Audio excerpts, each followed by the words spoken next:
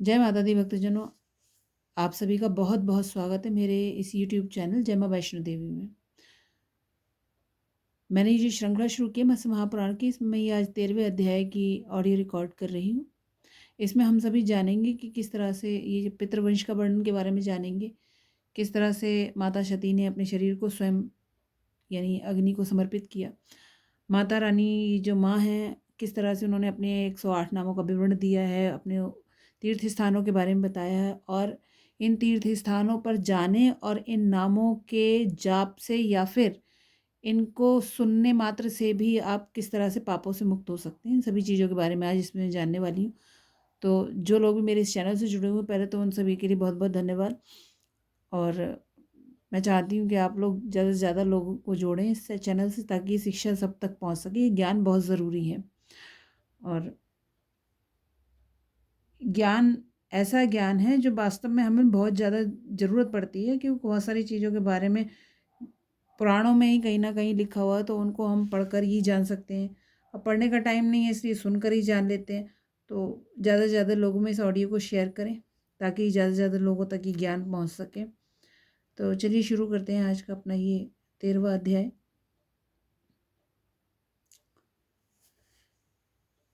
पितृवंश का वर्णन तथा सती के वृत्तांत प्रसंग में देवी के 108 नामों का विवरण।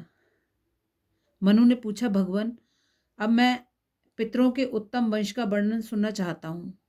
उसमें मैं विशेष रूप से यह जानने की अभिलाषा करता हूँ कि सूर्य और चंद्रमा श्राद्ध के देवता कैसे हो गए। मत्स्य भगवान कहने लगे, राजर्षि, बड़े आनंद की बात है। अब मैं तुमसे पितरों के श्रेष्ठ वंश का वर्णन कर रहा हूँ, सुनो। स्वर्ग में पितरों के 7 गण हैं।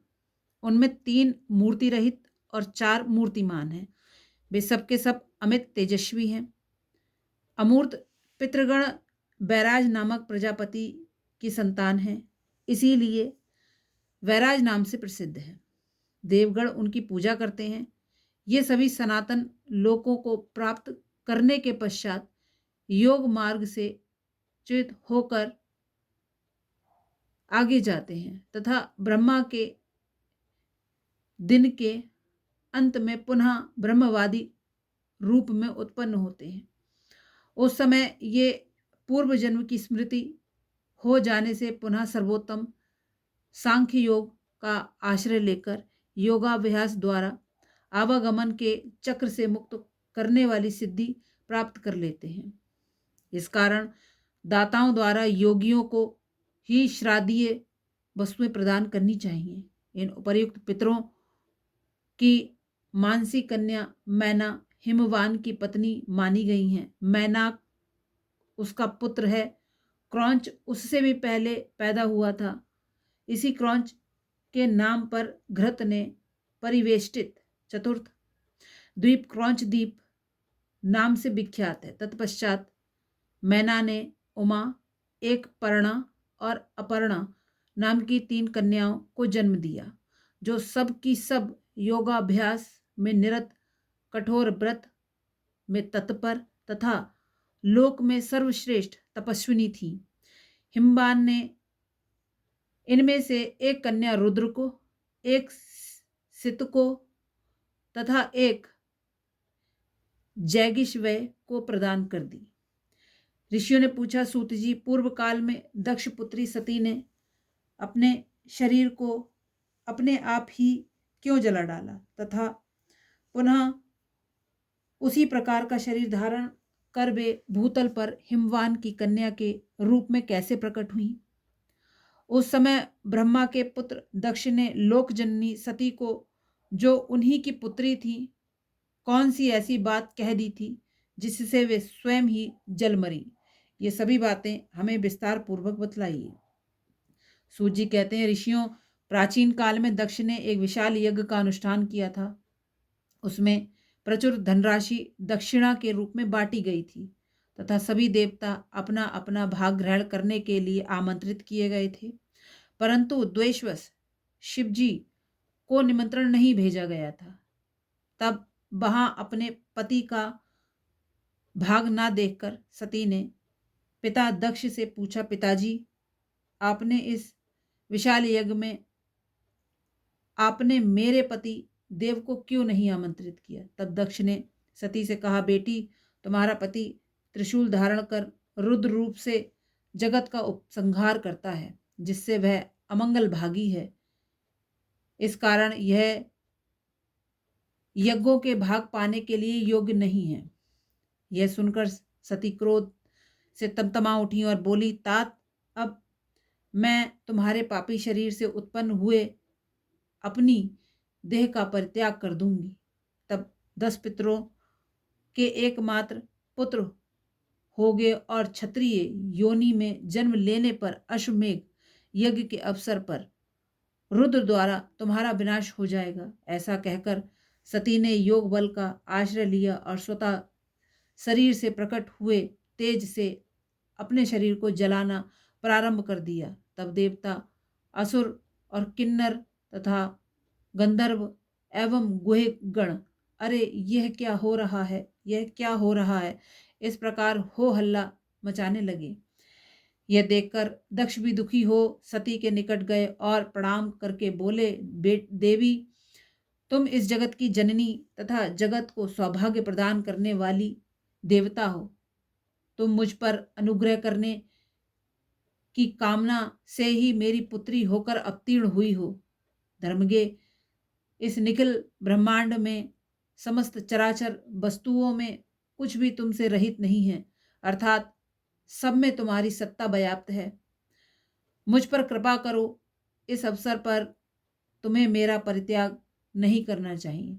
दक्ष के इस प्रकार प्रार्थना करने पर देवी ने कहा, दक्ष, मैंने जिस कार्य का आरंभ कर दिया है उसे तो निसंदेह अवश्य ही पूर्ण करूंगी, किंतु त्रिशूलधारी शिव द्वारा यज्ञ विध्वंस हो जाने पर उनको प्रसन्न करने के लिए तुम मृत्युलोक में लोक सृष्टि की इच्छा से मेरे निकट तपस्या करना।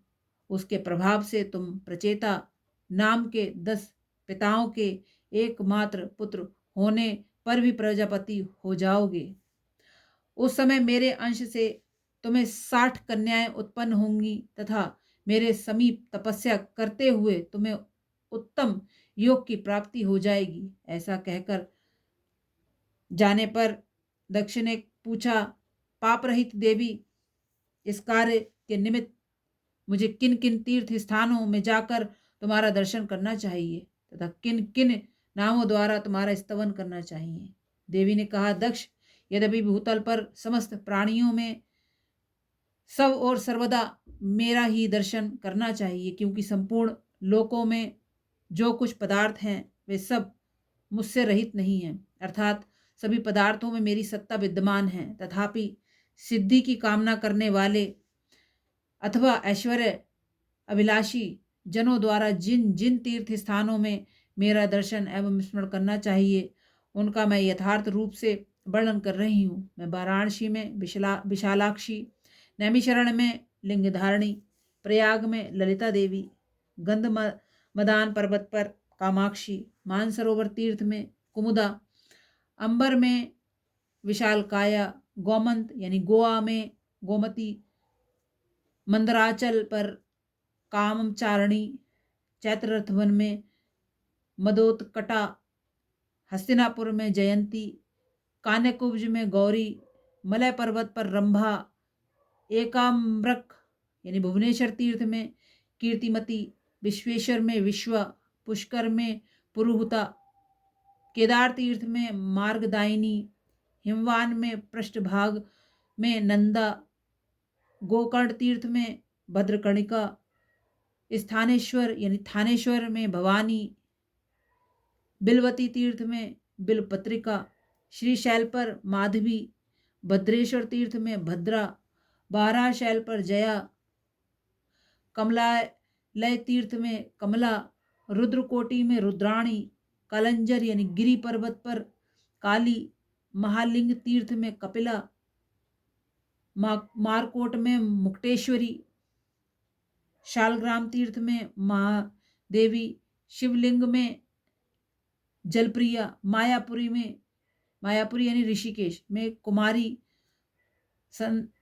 संतान तीर्थ में ललिता, सहस्त्राक्षी तीर्थ में उत्पलाक्षी, कमला तीर्थ में महोत्पला, गंगा में मंगला,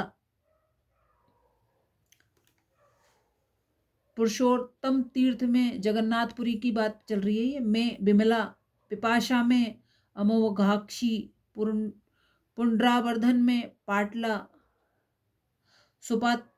सुपार्थेश्वर तीर्थ में नारायणी, बिकूट में भद्रसुंदरी, विपुल में विपुला, मलयाचल में कल्याणी, कोटि तीर्थ में कोटवी, माधव वन में सुगंधा, गोदाश्रम में त्रिसंध्या, गंगा द्वार यानी हरिद्वार में रतिप्रिया, शिवकुंड तीर्थ में शिवनंदा, देविका यानी पंजाब की देव नदी की बात चल रही है, के तट पर नंदिनी, द्वारकापुरी में रुक्मिणी और वृंदावन में मैं राधा हूँ।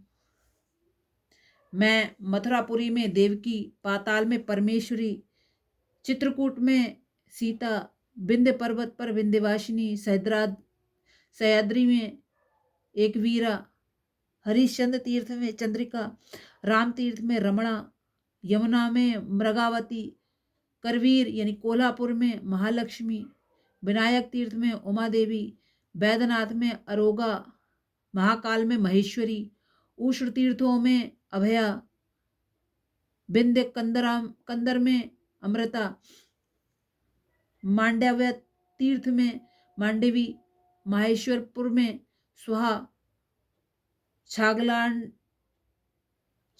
में प्रचंडा, मकरंद में चंडिका, सोमेश्वर तीर्थ में बारारोहा, प्रभास में पुष्करावती, सरस्वती में देवमाता, समुद्र तट वर्ती, महालय तीर्थ में महाभागा, पयोषणी यानी पैनगंगा में पिंगलेश्वरी, कृत शौची तीर्थ में सिंगिका, कार्तिकेय में यशकरी, उत्पला पर्वत में लोला, शोण संगम में सुभद्रा, सिद्धपुर में लक्ष्मी माता, भरताश्रम में अंगना, जलंधर पर्वत पर विश्वमुखी, किष्किंधा पर्वत पर तारा, देवदारू वन में पुष्टि, कश्मीर मंडल में मेधा, हिमगिर पर भीमा देवी, विश्वेश्वर में पुष्टि, कपाल मोचन में शुद्धि, कायावरोहण यानी कारावन गुजरात में माता, शंकोदार में ध्वनि, पिंडारक क्षेत्र में धृति, चंद्रभागा यानी चिनाब नदी की बात चल रही में काला, अच्छोद में शिवकारणी, वेणा में अमृता, बद्री तीर्थ में उर्वशी, उत्तर कुरु में औषधि, कुशद्वीप में कुशोदका, हेमकूट पर्वत पर मनमथा, मुकुट में सत्यवादिनी, अश्वत्थ तीर्थ में वंदनीय, वैष्णवालय में निधि, वेदवदन में गायत्री, शिव सनिधि में पार्वती, देवलोक में इंद्राणी, ब्रह्मा के मुखों में सरस्वती, सूर्यबिंब में प्रभा, माताओं में वैष्णवी, सतियों में अरुंधति, सुंदरी स्त्रियों में तिलोत्तमा, चित्त में ब्रह्मकला और अखिल शरीरधारियों में शक्ति नाम से निवास करती हूँ। इस प्रकार मैंने अपने 108 श्रेष्ठ नामों का वर्णन कर दिया। इसी के साथ 108 तीर्थों का भी नामोल्लेख हो गया है। जो मनुष्य मेरे इन नामों का स्मरण करेगा अथवा दूसरे के मुख से श्रवण मात्र कर लेगा, वह अपने निखिल पापों से मुक्त हो जाएगा। इसी प्रकार जो मनुष्य इन उपरिक्त तीर्थ स्थानों में स्नान करके मेरा दर्शन करेगा, वह समस्त पापों से मुक्त होकर कल्प पर्यंत शिवपुर में निवास करेगा। तथा जो मानव इन तीर्थों में मेरे इस परम अंतिम समय का स्मरण करेगा, वह ब्रह्मांड का भेदन करके शंकर जी के परम पद यानी शिवलोक को प्राप्त हो जाएगा। जो मनुष्य तृतीया अथवा अष्टमी तिथि के दिन शिव के सन्निकट जाकर मेरे इन 108 नामों का पाठ करके उन्हें सुनाएगा,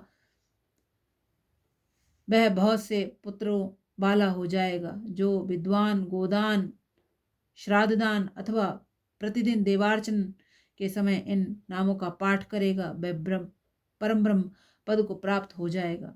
इस प्रकार की बातें कहती हुई सती ने दक्ष के उस यज्ञ मंडप में अपने आप ही अपने शरीर को जलाकर भस्म कर दिया। पुनः यथोक्त समय आने पर ब्रह्मा के पुत्र दक्ष प्रचेताओं के पुत्रों के रूप में उत्पन्न हुए तथा सती देवी शिवजी के अर्धांग में विराजमान होने वाली पार्वती रूप में मैना के गर्भ से प्रादुर्भूत हुई, जो भुक्ति यानी भोग और मुक्ति रूप फल प्रदान करने वाली हैं। इन्हीं पूर्वोक्त 108 नामों का जाप करने से अरुंधति ने सर्वोत्तम योग सिद्धि प्राप्त की। राजर्षि पुरुरवा लोक में अजय हो गए। ययति ने पुत्र लाभ किया और भृगुनंदन को धन संपत्ति की प्राप्ति हुई। इसी प्रकार अनन्य बहुत से देवता, दैत्य, ब्राह्मण, क्षत्रिय, वैश्य और शूद्रों ने भी इन नामों को जाप से मनवांछित सिद्धियां प्राप्त की हैं। जहाँ यह नामावली लिखकर रखी रहती है अथवा किसी देवता के सन्निकट रखकर इसकी पूजा होती है, वहाँ कभी शोक और दुर्गति का प्रवेश नहीं होता। इसी प्रकार से श्री मत्स्य महापुराण में पितरों के वंश वर्णन प्रसंग में गौरी नामोत्तर